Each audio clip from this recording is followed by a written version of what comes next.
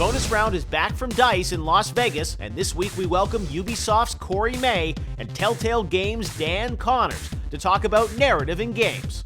With graphics becoming better and better each generation, does that mean the writing needs to improve as well?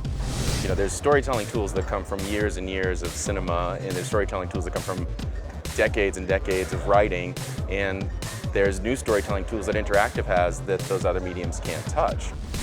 Our panel weighs in, and it starts right now.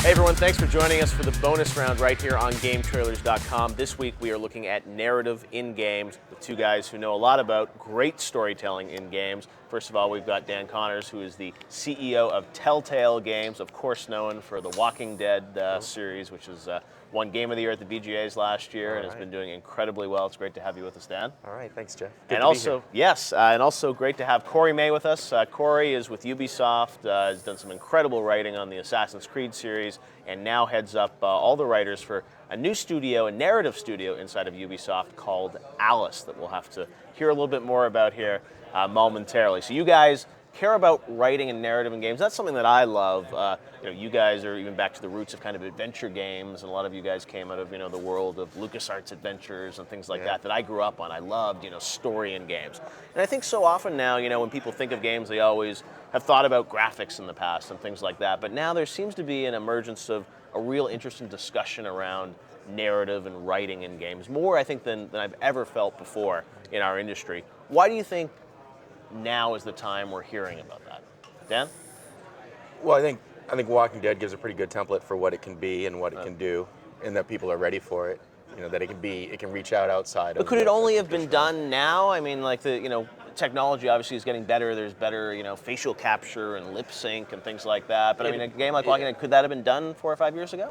Oh yeah, it's not a technical thing. Right. It is just that the focus for executing it hasn't been the industry's focus. The industry's been focused on other things. So it's been about graphic fidelity and about physics systems and things like that. Storytelling has just been unexplored, and character presentation have been really underexplored because they're not adding to the core experience in a way that is impacts the game enough in the past anyway. Yeah, I know a lot of studios. I don't know what your perspective on it is, Corey, but I feel like a lot of studios have been trying to do some narrative stuff, but why do you think, like what Dan's saying now, it's like this could have been done years ago, but it's just starting to happen now? I think it's a combination of both the publishers, developers, and the audience as well maturing and asking for more and more out of the entertainment experience that games provide.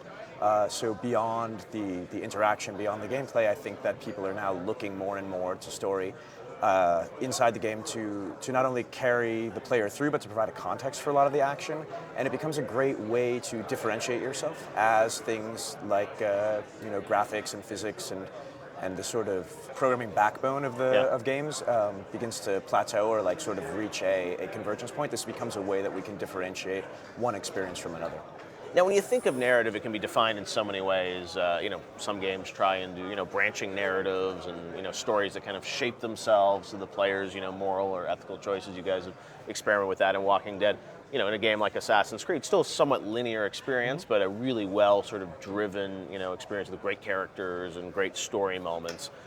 When you think of narrative moving forward, where does it all sort of go? I mean, you guys have gone down a really interesting path with Walking Dead where you put out those stats. Mass Effect's done a similar thing. Yeah. Corey, you guys have, I think, experimented more with sort of a more linear sort of approach to great stories. They're two different approaches, but will they ever sort of merge, or do you think we're going to sort of see two different paths for games? Well, I think at Telltale our focus is putting the interactivity and the story together. Right. You're playing a story versus serving and affecting a story too. And affecting a story with your actions, versus kind of hearing a story, then playing a game that moves the story forward. Right. But I think everything that we do when we're focused in that way is going to loop back around into what the other games do, because it is about the context. It is about setting up the world and making it believable for people, and story is the thing that does that. So then when you're taking an action, it makes a lot more sense and it has a lot more drama behind it than just if it's lacking narrative completely. Very important topic. Hold that thought. We'll be right back after this.